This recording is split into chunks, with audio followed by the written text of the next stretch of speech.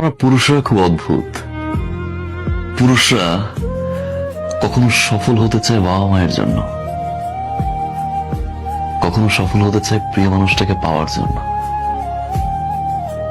একটা সময় খেটে মরে স্ত্রী আর সন্তানের জন্য, পরিবার প্রিয়জনের হাসিতে হাসে,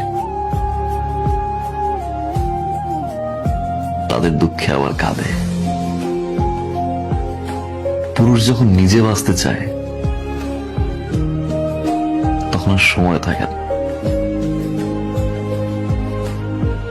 আমরা পুরুষরা বাঁচি অন্যের জন্য।